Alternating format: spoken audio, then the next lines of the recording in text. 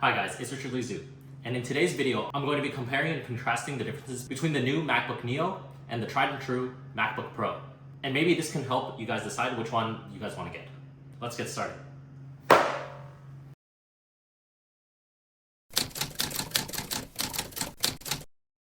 What we have in front of us today are the largest and smallest MacBooks that you can buy from Apple today, right?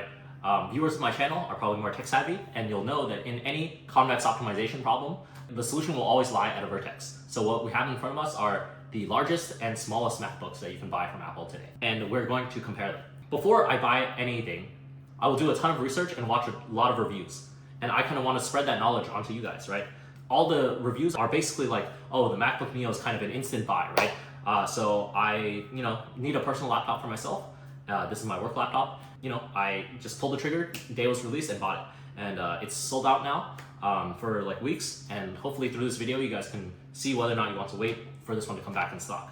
So my review is actually going to focus more on real world usage and what you're going to notice rather than like specs, kind of. Because, I mean, specs wise, there's no way. The MacBook Pro blows this thing out of the water, right? But that's not what you're expecting. You want to know in real world, how is it going to work?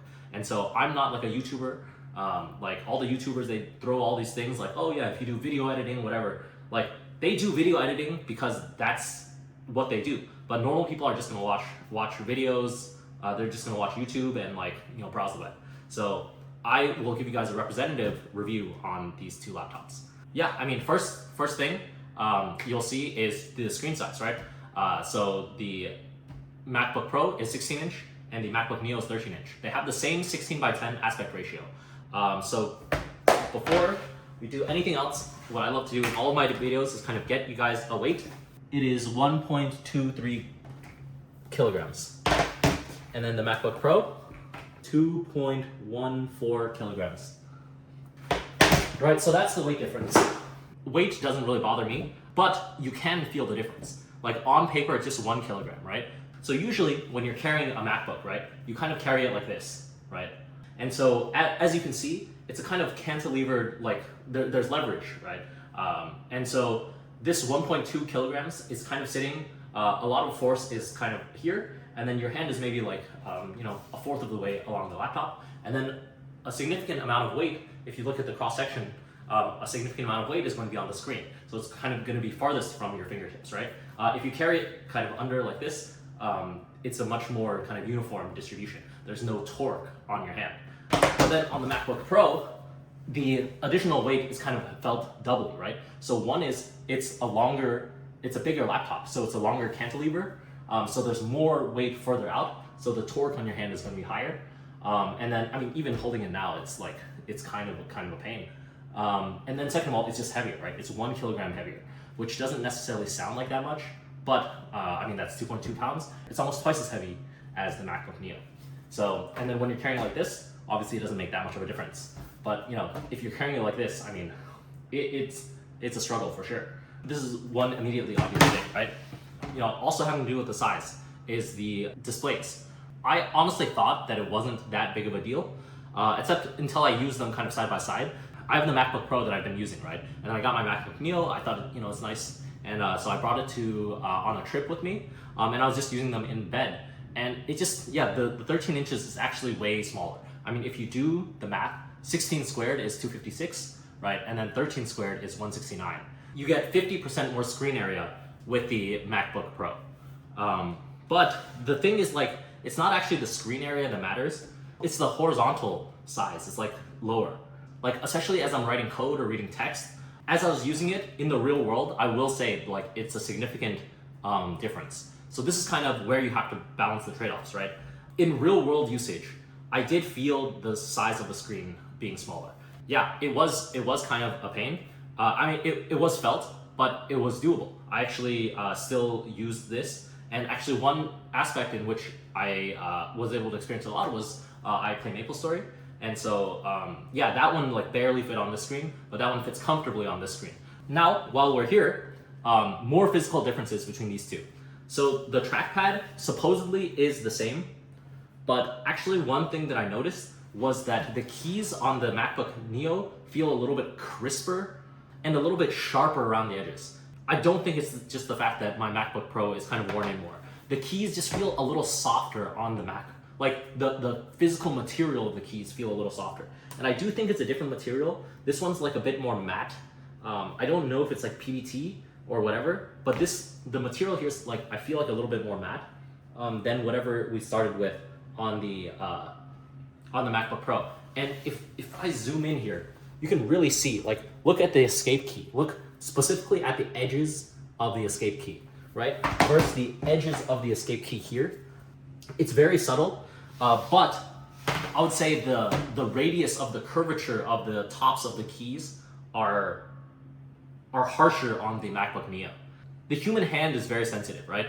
So you'll be able to tell when using these that like the edges are a little harsher on your fingertips. It's not bad, but it's just different. And consequently, I think it feels more like a well into the key as well. It's very subtle, but people can definitely tell. And I never heard anyone else mention this, so this is something that you'll only see on my review. And then for me, I kind of had a problem with the spacebar. So when I'm typing, I use the spacebar on the right side, and you can see kind of the marks. But when I'm playing games, I use the spacebar on the left side because I use my left hand for the spacebar. And the right versus the left side of the spacebar for me, there was like a pinging sound on the left side for a while, like just a little ping. I'm not able to reproduce it right now, but the spacebar did feel different on the left versus the right side. I'm not sure if that was a quality control issue, but that was for my specific keyboard. Next, for physical differences, we come to the trackpad, right? So if you take a look at the size of the keyboards are pretty much the exact same size, right? I mean, they are the exact same size, dimension-wise. So what this means is you have less depth on the bottom for the trackpad. So as you can see, the amount of space between the trackpad and the bottom of the laptop is the same. And one interesting thing to note is this cutout is the same on both laptops. It's the same exact size. And so what this means is there's a lot less vertical distance for the MacBook Neo trackpad. So this actually results in like a much smaller trackpad. So I haven't seen anyone else mention it, but we will measure it. So this is about 8 centimeters deep on this section here. And on the MacBook Pro, we're looking at 11 centimeters deep on the MacBook Pro and 8 centimeters deep on the MacBook Neo. So even though this dimension is 37.5% larger on the MacBook Pro, what this means is the trackpad is actually 90% bigger on the MacBook Pro versus the MacBook Neo. And you can kind of feel this. It's just much more pleasant to navigate on the trackpad. And aside from the size, it's also different. So the MacBook Pro has the haptic trackpad, whereas the MacBook Neo has the one that actually physically depresses. So as you can see, so originally, a lot of people like kind of mention, you can see it's like physically going down, right? It goes down a lot. And you can press anywhere. The experience is still very good. In isolation, it's a very good trackpad experience. Better than probably any Windows laptop that I've used, but it is not as good as the MacBook Pro. So yeah, like there's some flex here just due to like, because I'm pressing it very hard. But how it registers a click is like it will press back up at you. And so like the travel is less. I mean, there's not real physical travel, right? So you kind of just put in the force and it'll tell you when there's a click. Whereas here, there's a physical click that needs to be done. And so the trackpad here is definitely better. But kind of in isolation, the MacBook Neo, it's excellent. It's only when I use it back to back with the MacBook Pro can you kind of realize that it's not as good. And then that kind of leads me seamlessly to my next point. Is kind of like how much space do you have on the laptop, right? So when you're using the MacBook Pro, your hands kind of, first of all, it overlaps with the trackpad. So there's a good palm rejection, so you don't actually have to worry about that. But your hand like firmly lies kind of on the chassis of the laptop, right? And so, some people may find, that it digs into the wrist or something, but I personally haven't found that. Like my palm rests comfortably on the chassis. But it's a different story with the MacBook Neo. So because it's a smaller space, I feel like, so first, it's more likely to dig into my wrist, and it's kind of at the awkward spot where like, if my hand is kind of far back like this, like I don't always use it like, I don't always type like this, right? Sometimes I'll type like that. Like my palm will be on the edge. And so it's just kind of at that awkward spot where it's like kind of in between. The 3 centimeters here actually matters a lot. And so like, that is something of note.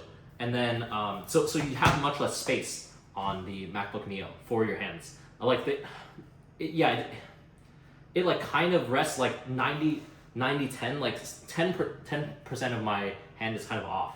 And so, I mean, depending on your hand size or whatever, but I mean, at least for me, it's a consideration.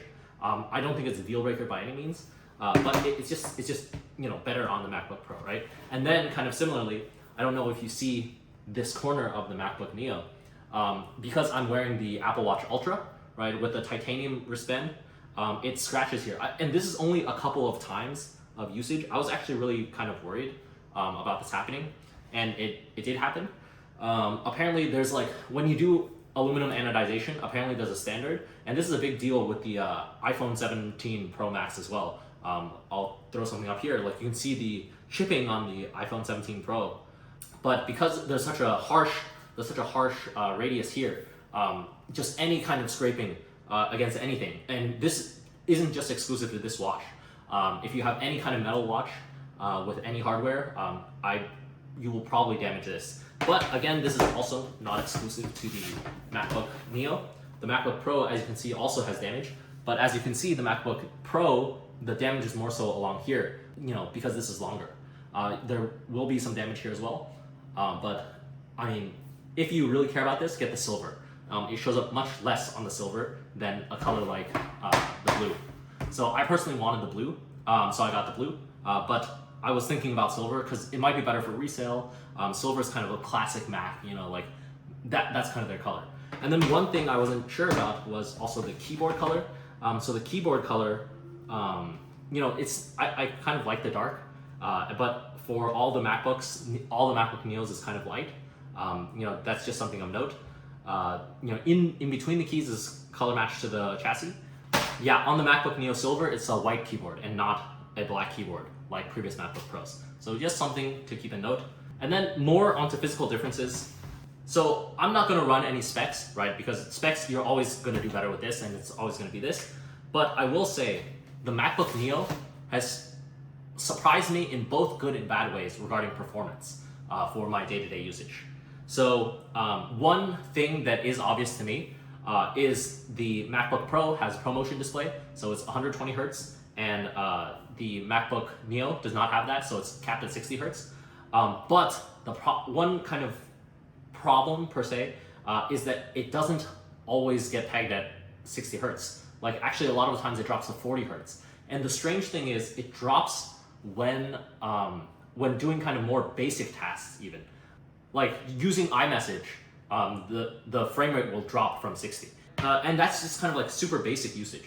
And similarly with basic navigation, I feel like that's when it's kind of not smooth. Like when you're just like using it, it just doesn't feel that smooth. But alternatively on the flex side, when you're doing heavier tasks, like when I'm playing MapleStory, it's actually really smooth and it's like 60 FPS most of the time. So that was like strange to me, and I wonder if it's some kind of weird optimization thing. I don't know. But like when you're using kind of basic apps and like browsing the web, it's not like super snappy and fast. I use a lot of tabs. I mean, like as you can see, I have so many tabs and it can handle it no problem, right? But it's just not like super snappy. Actually, Chrome is pretty good. It's just things like navigating around. I'm pretty sure I'm not at 60 FPS right now. Just like navigating around Finder, you know, iMessage, those things are where it's like not at 60 FPS. But when you're running games, and also I was doing some personal projects, like I was manipulating like this large data set, and I had like so many large files open, and it actually handled that kind of like a champ. I had dozens of large files, and large meaning like, you know, tens of thousands of numbers, like just raw numbers, because I'm dealing with like machine learning stuff, right? It's a bunch of numbers, and it actually handled this no problem. It got slow towards the end, but like the MacBook Pro would get slow too. And so like I'm actually surprised that this handled it kind of like a champ. And it was, powering an external display as well.